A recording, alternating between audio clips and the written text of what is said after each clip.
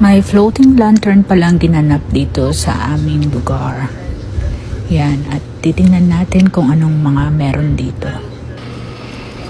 At nung inikot-ikot namin, may nakita kami mga nagtitinda, mga booth, at mga food truck. So, tinignan namin lahat. Main lobster at mga shop, boot shop. Mga accessories na pwede mong bilhin, souvenirs. At may nagtitinda rin dito tacos.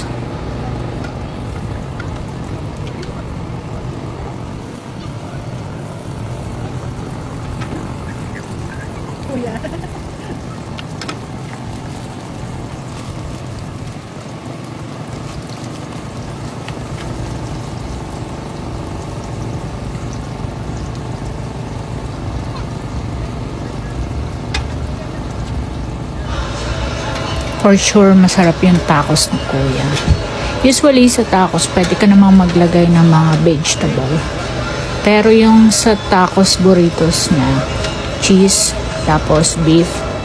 Alam ko yung beef, timplada na yan. Tsaka nalaga na. So, iinit na lang siya at ilalagay sa fita na may cheese. Usually yung iba nilalagyan nila yan ng vegetable, alam ko. Lettuce, onion, tomato, ganun.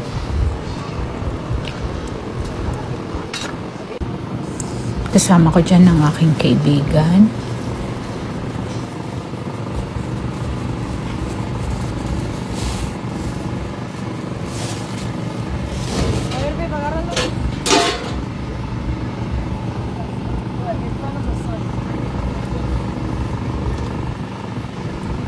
At yung hinahalo-halo niya, ang sabi niya sa amin is soup daw yan. So, i-explain niya sa amin paano pagkain ng tacos. Base dyan sa i-explain ni Kuya, normally daw pala ang mga Mexican, pag kumakain ng tacos, yung binigay niyan soup, sinasawsaw nila yan dyan sa soup na yan, tapos kinakain. Masarap naman siya, tinry namin. So, ayan, i-explain niya paano siya kain. People like to dip this one there and buy it. But the regular way to get it in Mexico, you hold it, buy it, and sip. What is this? Is this the birria? That's the birria. So we The have tacos the is got, so birria. So, ito na nga, ito try na natin yung tacos, Ma'am, how's the taste? quesadilla. I need the dragon flower. Good. Yan yung ano. How's the taste, ma'am? Dragon flower. How's the taste? Good? Ano kayo na isa? Me too, the taste is good. Ganyan daw yan. Oh, saw daw na gano'n. Ganyan daw. What? Different coffee? Kape yan. At ito na nga, papalubog na ang araw. At ito na nga, nag-umpisa na silang magpalutang ng parol sa tubig.